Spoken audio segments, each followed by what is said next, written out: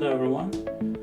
Today I'm going to talk about 2025 supply chain vulnerability report.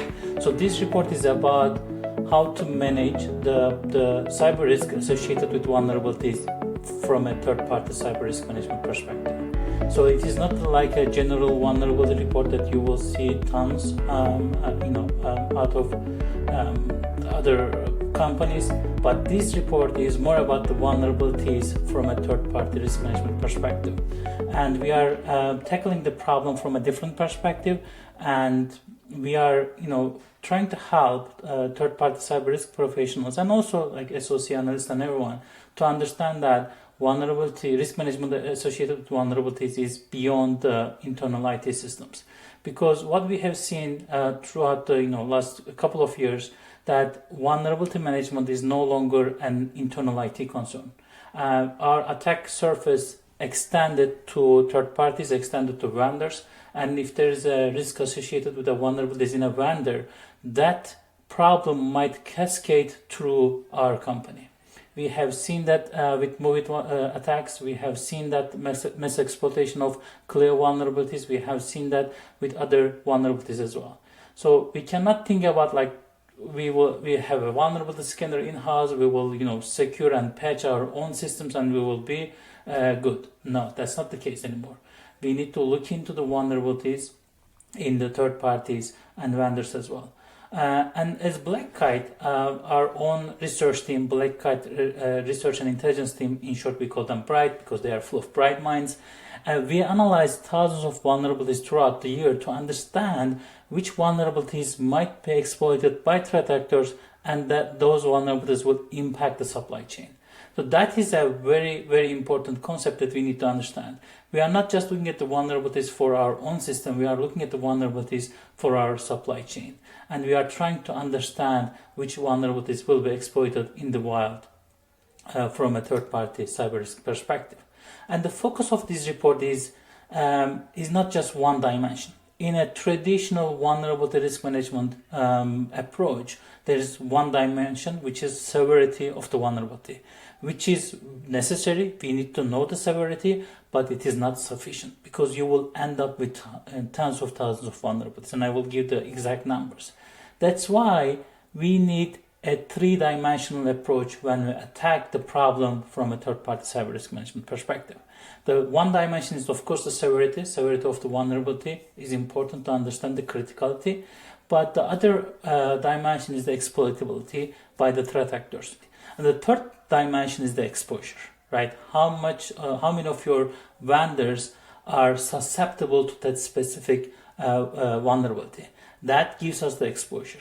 So any problem, any risk associated with the vulnerabilities in the supply chain should have three dimensions: severity, exploitability, and exposure. And this report is looking at the problem from these three-dimensional space. That's our focus in this report. And this, I think, image is very, very important to understand the problem. So we look into the number of vulnerabilities published in 2024. And there are over 40,000 CVEs published in 2024, which is a 38% year-over-year increase. It's a lot of vulnerabilities to deal with, and we need to filter out these vulnerabilities and reduce it to some manageable numbers. We cannot deal with 40,000 vulnerabilities. Forget about the supply chain, forget about the vendor ecosystem. For your own organization, it is too much. And traditionally, there is one dimension people using, that is the severity, which is the CVSS metric. And if you put a threshold on CVSS, say that I will only focus on the vulnerabilities with a CVSS value above 7.0, then you end up with 20,000 vulnerabilities. That is still manageable, right? Then you can increase the threshold, the CVSS threshold, to 9.0. Then you will end up with 4,400 CVs. That is still not manageable, and you will miss lots of vulnerabilities exploited in the wild, because threat actors, they of course usually exploit the new vulnerabilities, but sometimes they also exploit the old vulnerabilities. So there are vulnerabilities that are exploited by the threat actors, and to tackle this problem, that to understand, get an insight about the vulnerabilities exploited or might be exploited by the threat actors. So after the 2024 passed, there is this company OneCheck. They published an amazing report about how many of these CVEs exploited in the wild in 2024. They published it in February 2025. So it's a post-incident report, right? After the year ended, they looked at the CVEs retrospectively and looked into how many CVEs exploited in the wild. 768 CVEs exploited in the wild only. Out of these, tens of thousands of vulnerabilities, 768 CVEs exploited in the wild. So, as practitioners, when we look into the problem from a third-party risk management perspective, our goal to understand which of those vulnerabilities will end up in this 768 set. As Bright, Black Kite Research and Intelligence team, we analyzed over thousands of vulnerabilities, and we identified 708 of them as high priority CVEs in this space. High priority CVEs meaning that they are either exploited by the threat actors currently, or they might be exploited by the threat actors in the near future. And there's a major overlap with our identification and the real CVEs exploited in the wild. So we are actually very, very good at sensing which CVEs will be exploited in the wild and will impact the supply chain. And we will talk about the process. That process can be adapted by the practitioners in their own space, and they can reduce these tens of thousands of vulnerabilities into a manageable numbers of hundreds, even beyond hundreds. Actually, we will see that. So the challenges, as you can see, is all these vulnerabilities published, and we need to find a way to reduce that number to a manageable number, because the severity is good, but usually attackers, threat actors, they don't care about the theoretical severity. This severity information is really, really theoretical, and so we need to go beyond that. We need to look into the exploitability and exposure in our supply chain. So in the report we have all the details, but before going to the details, we also want to point out one more challenge, which is from a compliance and regulatory perspective. You need to do risk management associated with vulnerabilities in your supply chain, especially in the heavily regulated industries like healthcare, in finance. You cannot say that, hey, I looked into the risk associated with vulnerabilities in my own systems, and I don't care about the vendors and supply chain. No, if there is something happened in the vendors, in the supply chain, you will be asked for that. You will be regulated for that. So we need to extend our visibility beyond our own internal IT systems, and we need to look into third parties. And we need to also change our perspective, shift our perspective from compliance to proactive security. Being compliant is good, but that's the baseline. Being compliant doesn't mean that you are secure. And what we want as Black Kite, we want to move everybody to the left of the boom, be proactive as much as possible. And in the next section of the report, we will look into the some of the vulnerability trends analysis. So there are again tens of thousands of vulnerabilities published every year. In 2024, we mentioned 40,000 vulnerabilities published. And if you look into the concentration on several products in several months, you see that in Linux, Microsoft, there are some open source products. They have more vulnerabilities than the others. But does it mean that we are going to focus on only these products? Product concentration, is it good enough metric for us? On top of the CVSS? No, because there are vulnerabilities like on Ivanti Connect Secure, the vulnerabilities on Movit, vulnerabilities on Clio. Those are not like in the wild that we see a lot. There are lots of vulnerabilities on those products, but they are still the vulnerabilities exploited by the threat actors. And the vendor concentration is good, but we need to look beyond the vendor concentration. Like when I said vendor concentration, I'm talking about the vendor of the products, right? The vulnerabilities of Microsoft products, vulnerabilities of Event products, and you see some numbers here. Of course, these are the main vendors we need to look into closely when it comes to their products and vulnerabilities on those products. But there are some vulnerabilities that we need to focus more on than focus more than the others. And when we look into the severity breakdown of all these vulnerabilities, you will see that most of them fall into the medium space, where CVSS is between 4.0 and 6.9, and 35% of the vulnerabilities in this space, and there's high severity vulnerabilities, and there is only 15% in the critical. But when we look into the vulnerabilities exploited in the wild, they are not just critical vulnerabilities. We see vulnerabilities exploited even they have high severity levels or even the medium severity levels. So you cannot just filter out by looking at this, criticality and saying that I will focus on CVSS 9.0 and above.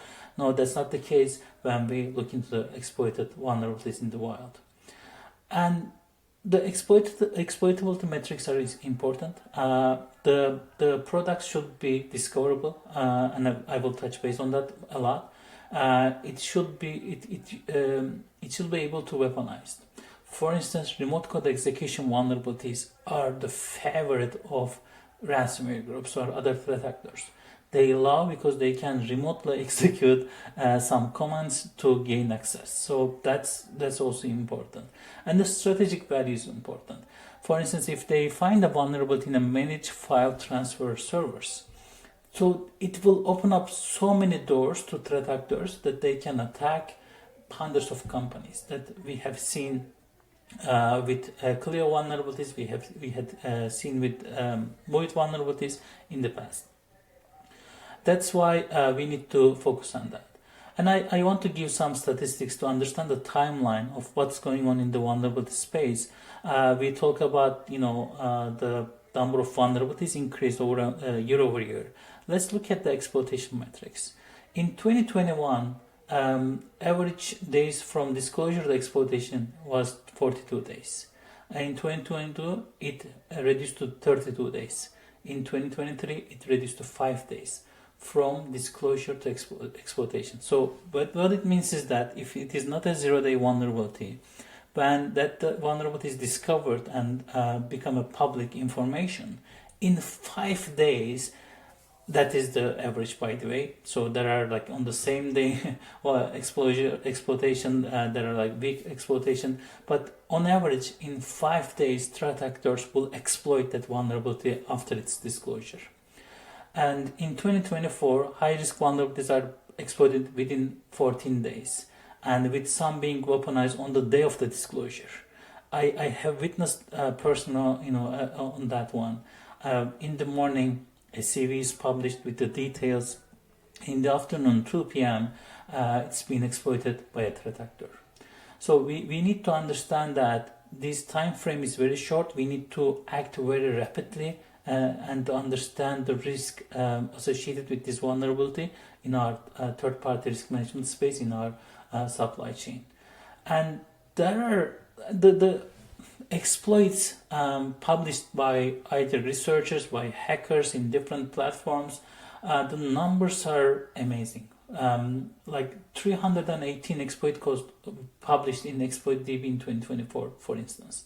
So people are actively, either researchers, hackers, trying to find the ways to exploit a vulnerability, and if they find a way, they publish that exploit POC in several places like ExploitDB, or they publish their research blog about it so that people will be aware. But it is not just the defenders become aware of that, also the attackers become aware of that. So we need to understand these problems closely. And if you look into the number of RCE, remote code execution CVE related payloads released on Metasploit, every month either it's like between 5 and 10 payloads are released. What does it mean? It means that the attackers, they can just take that payload and use. It's a free weapon for them, and every month they have tens of these weapons available to them. And when we look into the CISA's CVEs, so CISA has their own catalog, which is called Non-Exploited Vulnerabilities Catalog. When there is a confirmed exploitation of a vulnerability by threat actors, they added that CV into their catalog. And every month you see that, sometimes more than 20 vulnerabilities published in CISA's CVE listing. Some of these vulnerabilities, they have medium severity levels, some of them have high severity levels, and so on and so forth. So, and ransomware is the main threat actors, based on the CVE listing, main threat actors exploiting these vulnerabilities in the wild. So we have, all these problems that we need to figure out. And if you look into the vendor distribution of these vulnerabilities in CISA's CVE catalog, Microsoft is in top, but we see the others, and then we go down, we start to see different vendors in the list. And when it comes to the attribution to the campaigns about these CVE vulnerabilities, the vulnerabilities listed in CVE catalog, right now we're around 13% already linked to a non-ransomware group. And the rest, 87%, there are confirmed exploitation of those vulnerabilities, but they haven't attributed that exploitation to a known group. It might be an APT group, it might be a group of hackers, they try something, it might be financially motivated groups, so we don't know, but what we know is that they are exploited in the wild. And we also, check exploitation of vulnerabilities by ransomware groups and APT groups. So these are very nice Sankey diagrams that we put for researchers. I will not go into details, but you can see that several vulnerabilities, for instance, around Microsoft Exchange Server, are exploited by groups like Lockbit and groups like Play, Ransom House, and so on and so forth. So what we provided here for the researchers is that what are the vulnerabilities exploited in the wild and which ransomware groups are exploiting those vulnerabilities. And you see that there are vulnerabilities from 2020, from 2021. Even like a 5-year-old vulnerability can still be exploited by these threat actors, these ransomware groups. And we did the same thing for the APTs, Advanced Persistent Threat Groups, and which vulnerabilities that they use, again, very nice Sankey diagrams that we can see all these details. Now let's move one step further. OSINT discoverability is a very important step when we deal with the risk associated with vulnerabilities in third parties. As I said before, as Bride, we identified 780 vulnerabilities as high priority vulnerabilities, and it is still too many for efficient TPRM. So we need further steps to prioritize these vulnerabilities. Which vulnerabilities that I need to focus on? I have limited resources. Maybe I can deal with only 10 vulnerabilities this month in my supply chain. Which of those 10 vulnerabilities among those 780 I need to focus on? So we will look into that by looking at different perspectives. And the very first step is the OSINT discoverability. So my team, our team, Black Kite Research and Intelligence team, we look into these, if a product and its version and its vulnerability on that version is discoverable by using open source intelligence techniques. That's what we call OSINT discoverability. If a vulnerability is discoverable by using the open source intelligence techniques, it is very highly likely that will be exploited by the threat actors, because those are exposed assets, that those are internet facing assets. You can find them with maybe very easy showdown search or some other type of OSINT tool search, and you can find and target those assets. And when we look into the OSINT discoverabilities, number of vulnerabilities that we need to focus on, it reduced down to 295 from 780. So if I take a step back, In 2024, we analyzed more than 1,000 vulnerabilities. We identified 708 of them as high priority CVEs, and we identified 295 of them, almost 300 of them, as the OSINT discoverable high priority CVEs. Those are the ones that we want the TPRM professionals, practitioners to focus on when they look into their supply chain, because those are the ones highly likely will be targeted by the threat actors. Of course, we do not stop there. After you get the OSINT discoverability, you need to reduce more. What we look into that? Exploitability. So we refining the prioritization further by using several metrics like EPSS. What is EPSS? It is Exploit Prediction Scoring System. And it is very dynamic. It fluctuates in time. It might start very, very low, like 0.04%. But if it is exploited by the threat actors, you will see that the EPSS goes up to 96%, 97%, around that range. So it is very important to understand EPSS. It is the likelihood of exploitation. It's another metric which is very, very useful to us. So on top of CVSS, now we add EPSS, and we can also, check if the vulnerability is in KEV or not. Now we have this sort of three-dimensional graphic to understand the prioritization. So out of all these OSINT discoverable CVEs, which are 295 CVEs, we are looking at the CVSS on the x-axis and EPSS on the y-axis, and the colors show if they are in KEV or not. So I can see that, these are the top right ones are the ones that I need to focus on. Still, it might be too much because I haven't added a very important metric yet, but adding these, 2 or 3 metrics, it reduces the number of vulnerabilities that I need to focus on to a manageable number already. Now, the third step that we are going to look into is how many of my vendors are susceptible to that vulnerability, right? We look into 250,000 monitored companies as a sample set, and we check how many of those 250,000 companies are susceptible to certain vulnerabilities that we mentioned as OSINT discoverable CVEs. For instance, for a certain CVE, 2.3% of all the monitored companies are susceptible, and you can see the other numbers in here. So this exposure, this susceptibility also gives us further way to reduce the number of vulnerabilities to a manageable number. And we provide all the details about these top CVs in our list to help the researchers to look back into 2024 and check the susceptibility over there. But the right visibility is actually this map. Now I added one more dimension, which is the exposure. How many of my vendors in my supply chain are susceptible to this vulnerability?